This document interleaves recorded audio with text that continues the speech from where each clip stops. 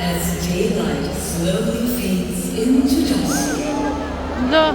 What is a that? transformation begins. It's Pumbaa. Peter Pig Lainey, it's arrives Pumbaa. in the clearing, searching for the last bit of food before heading home for the night. I thought it was donkey.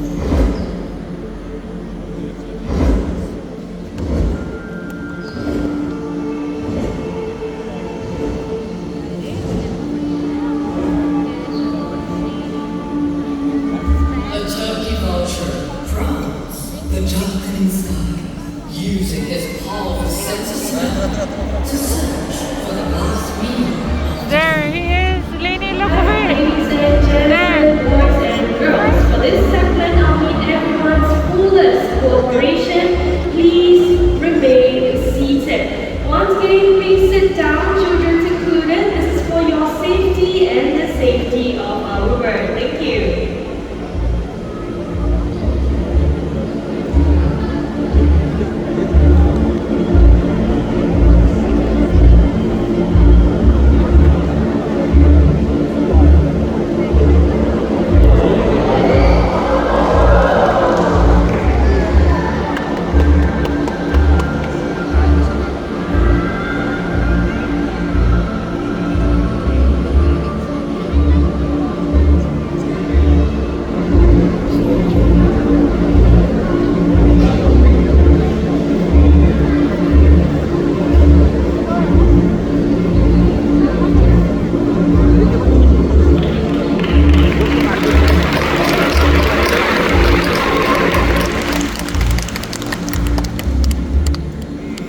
What kind of bird was that? Looked like a vulture.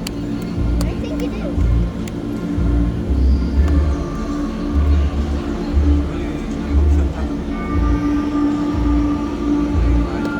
As the last rays of sunlight fade into darkness, Wow, look at that. That's so pretty. Wait, wait. appears in a brilliant light. It's like a fox stop.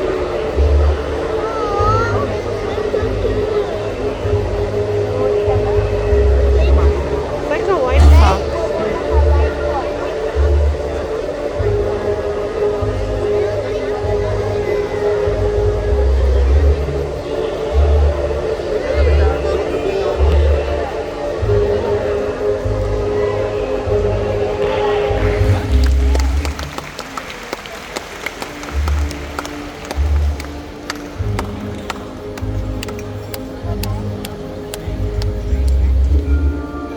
As we wander the trails of night safari, a whole new world of mysterious and fascinating animals awaits.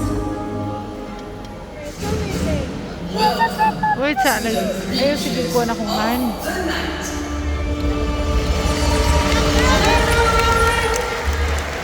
No. It's a full house today. Let's try this one more time. Hello, everyone! Much better. Let's keep up with that energy, okay? Now, my name is Yogi, and as you can see, I am a wildlife photographer. My friends and I here at the Night Safari would like to take you on a night walk to discover some animals that you might have never seen before. Now, I'll show you what I mean. Earlier on, we've had Bima and Samudra, that would be a Netflix. We've also had Archer, Braveheart, and not forgetting Marble, our marble fox. So before we carry on with this night walk, I'll need everyone here to do me two very simple favors. Firstly, please remain seated at all times throughout this night walk. We will be having animals coming up from all directions. So for your safety and the safety of our animals, please remain seated, children included, okay? Now secondly, if you are taking pictures or videos on your recording devices, please make sure that your camera flashes. Are you happy, Wanti? So that animal that looks like a cross between a bear and a cat is a binturong. His name is Narnia. Take a close look at Narnia's tail. It's very long, right? And did you know that the tail acts as a fifth lip?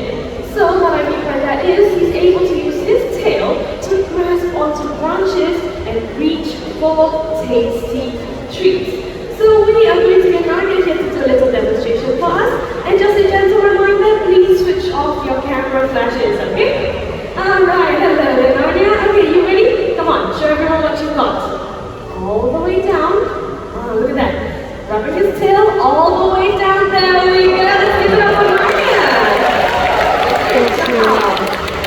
So binturongs, just like Narnia over here, they can be found all over South and Southeast Asia.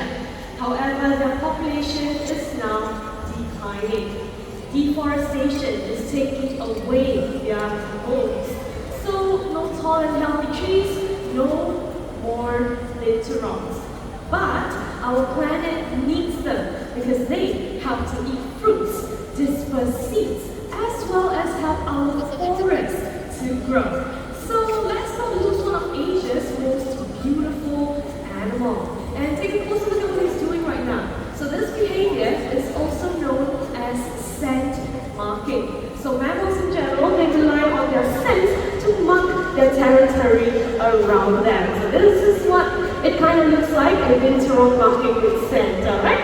Okay, so it looks like Narnia is slowly heading back. Well, in case you didn't really catch that incredible prehensile tail in action, not to worry, I have a video. Check out the big screen. Look at that. So a binturong, they actually weigh up to 15 kilograms. So that tail is really, really strong. And in case you want to check out even more binturongs later on, all you have to do is head down to the Leopard Trail. Here's a challenge. Try spotting a binturong in the dark. Now when you're walking along Leopard Trail, here's another thing that you should look out for. Take a whiff around your surroundings because these animals, they are known to smell just like popcorn. It's really interesting, right? And also these animals, they are known as arboreal animals because you can only find them high up in the trees. So that is what arboreal animal means. So those black colors that you see all over their body, now that is actually how they camouflage in the wild.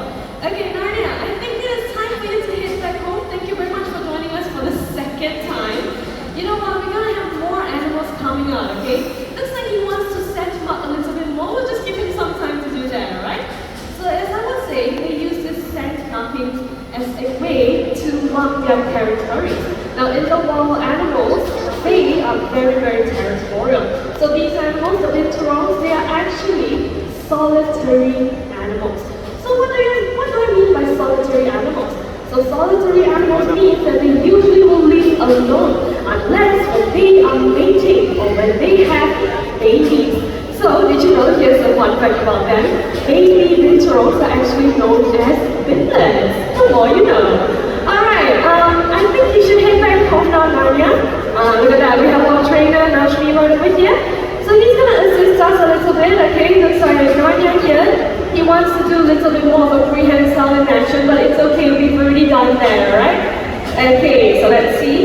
All the way back. So these animals are pretty, well, they can climb trees really well, and they can also move pretty swiftly, alright? Okay, so once again, let me just check if Narnia is going to head back home, okay? Narnia, no more second now. a great time having you here on stage, alright? Okay, looks like Narnia is slowly headed back home. And also, in the Leopard Trail, there's a few different binturongs that you can spot, okay? So one fun fact about that is that female binturongs, they are usually larger than the male binturongs. And I think you need to very playful little boy, okay? Hello. Everyone is waiting for you to go home. Are you feeling a bit confident today to be coming up? So what our trainer is holding on to, that is actually a target stick. So a target stick in animal training, it is actually a point of reference for where the animal will follow, okay? And it also acts as an extended version of our hands. Okay, let's see if we're gonna get Narnia here to go back home. Okay, Narnia, we don't need you one more time, alright? Are you gonna go back home? Okay, let's see if you have some movements right over there. Okay, I do think he's gonna go back home now. Let's see, alright? Because we're gonna have Narnia here to go back home first before we invite more friends on stage, alright? Okay, do we have Narnia back home? Alright. So we still have to give them some time, alright? So this is what. I'm very sure when we are taking our adventures to the sky, we will be able to hear something. So these birds. Oh, do you know what's that bird? It's an owl. Owl, you are right. But where's the owl? Do you see it? Yes.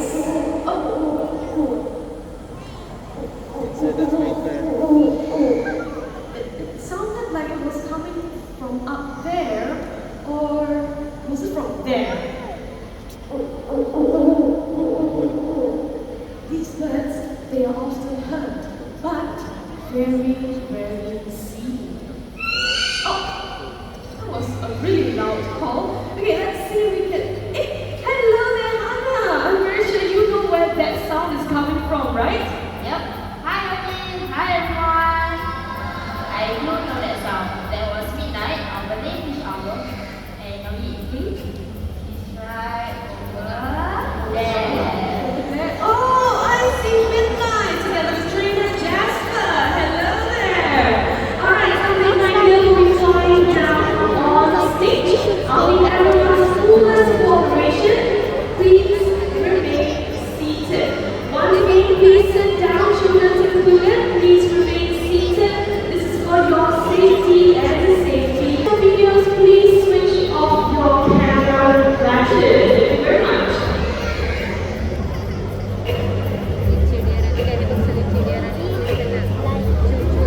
Now, ladyfish owls are also known as the bumpy fish owls. If you want to check out more of these birds, all you have to do is head down to the brand new Pangolin Trail.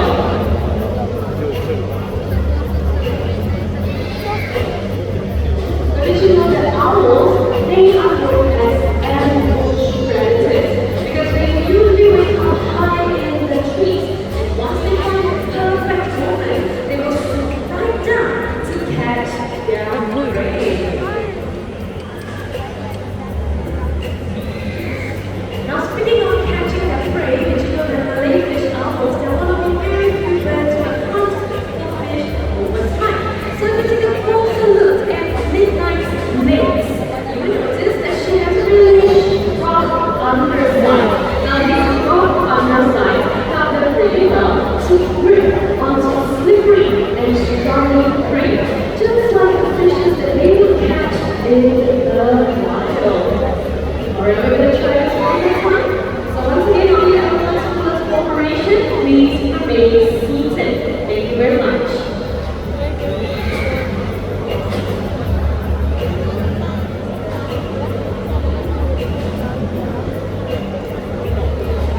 As you can see, it can be a little bit windy right out there.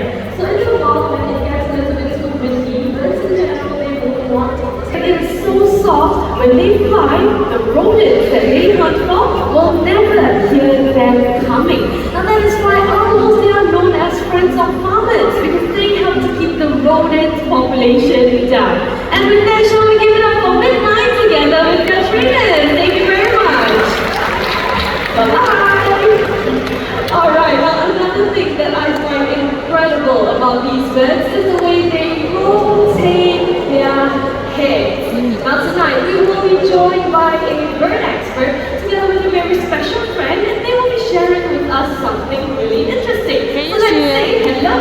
you see that? Hello everyone, hello everyone. My name is Ethan and with me I have Oscar, a very handsome Eurasian eagle owl who will show you guys how it looks. Alright, I cannot wait to see that. So these hummingbirds, they can be found all over Asia as well as in Europe. Although you will find them in forests and in mountains, these days you're able to see owls in cities when they hunt for rodents in landfills. Am I right? That is right, But something else that's interesting about owls is that they can't use their eyes to look up and down or left and right like we can because they are fixed eye sockets. So instead they have to use their entire heads to look around. Speaking of which, I have a question for everyone here. So how many degrees do you think an owl can rotate its head? Shall we answer? 180. 360, anything else? 180. 270, any other answers? Don't be shy. 180, 360. Okay, looks like we do have a few common answers. But Ethan, which one is the correct answer? To find out the correct answer, why don't we all watch Oscar? Alright.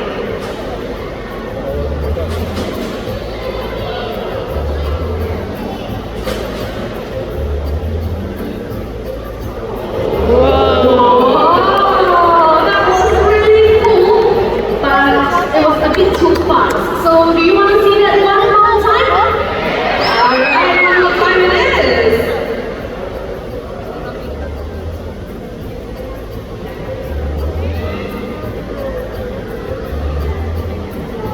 Wow! There we go, and the correct answer is 270 degrees. Give yourselves a loud round of applause. Now you see, 180 is what you and I can do from left to right. And 360 degrees is a full circle. If Oscar were to attempt that, his head might just fall off, and we do not want to see that, alright? So once again, shall we give it up for Oscar together with Ethan? Thank you very much. Bye. Alright, I think that head turn was really impressive, and most of you would like to see that again, am I right? So I do have a video. Check out the big screen.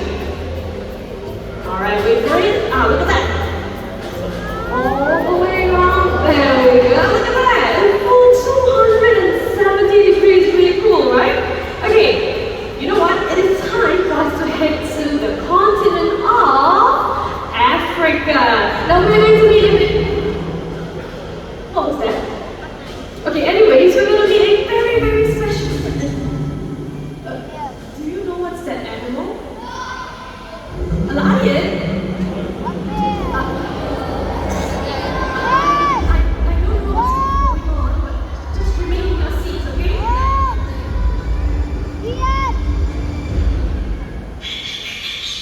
Oh, that is Foxtrot the Fennec Fox together with Nashby. Hello there. Now, everyone, do not underestimate these animals based on their size. I Now, know. let's look at those ears. Now, that right ears are actually their canine air conditioning system. It helps to keep the animal cool when the temperatures get a little bit too hot. And did you know in the wild, fennec foxes, they are going to be pretty agile animals. So that means they are able to run really quickly, and they can also leap in different directions in hopes that it confuses the predators that are chasing after them. Great job! Alright, so take a close look at Foxtrot's legs. You will notice that he has very sharp and curved claws. So these sharp and curved claws help them really well to dig for prey, hiding underground. Now some prey that they normally would like to dig up for would be scorpions and many other tiny little insects. And here is a fun fact about these animals. Did you know that they are the smallest canine species in the world? Looks like they're ready to hit back. Shall we give it up for Foxtrot together with Nashby? Thank you very much. Now, fennec foxes, they are pretty tough animals because they can survive in extreme conditions. Yeah. However, they are still vulnerable to us humans. They are often caught, kept in tiny cages, and sold into the international Oh, that's so countries. boy. They are often treated like domesticated dogs and cats, but that is not true because they are wild animals and they deserve our respect as well as our protection. And with that, we're gonna head back to Asia. Can anyone tell me what animal is black in color, also white in color, Ang mga animals mo. spiky all over, and sounds a little bit like this? Any guesses? Good job, no, think bigger. Oh, you know what? You are right. Now here comes Indra, the impressive porcupine. Hello there. Now take a closer look at his quills. Very big and scary, right? But look at what he can do when he goes by tight spaces. Oh, look at that. So these animals, they love to shelter in logs and burrows during the day. And collapsible quills help to make it possible. And if you take a closer look at these quills, you will notice that they do share something really similar with us humans.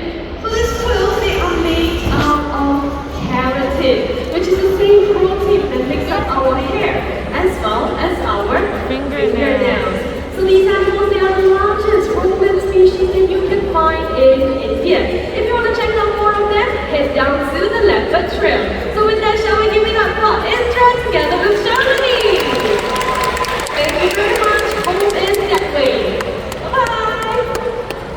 And with that, we're gonna head to North America and Europe.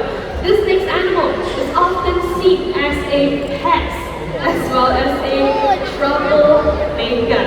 Now in Singapore, we have our very own native species of monkeys called the macaques. They are known as troublemakers too. But that is not true. We keep taking away their homes as well as their source of food. And they will have to adapt to all these difficult changes. And that makes them tough animals.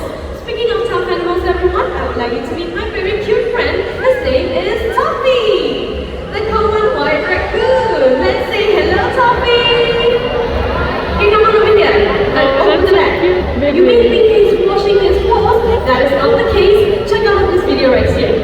So raccoons, they do not wash their paws for hygiene purposes. They simply wash their paws because it helps to make it more sensitive. Remember earlier on I mentioned that they are seen as pets, right? So this is what happens if a human were to leave out an empty food container on the ground. Alright, Toffee. And look at that. How quick and easy that was, right? But you may be wondering, that was way too easy for him.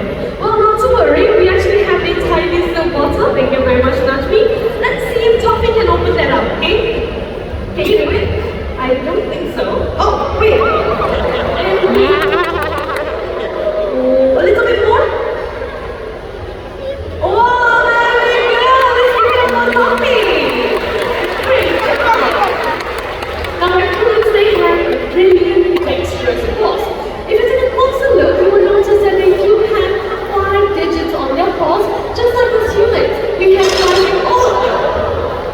And Toffee, what was that for? Did you just think, Toffee? The Toffee! Okay, I think he wants to go home. Let's just say bye-bye, Toffee. Cheeky little raccoon. I think he did something to my camera. Let me just check, okay? Toffee took selfies on my camera. Let me show you. Take a look. I have another one, and check that out. What a cute little raccoon selfie. I think he wants to steal my job as a photographer. Thanks, Toffee. Now walking through the night safari as a wildlife photographer, this night walk has been a truly incredible one for me.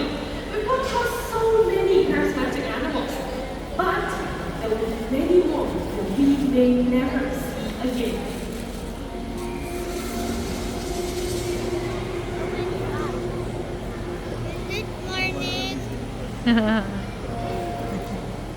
The animals you met tonight and countless others share with us. They take what they need and live in harmony with nature.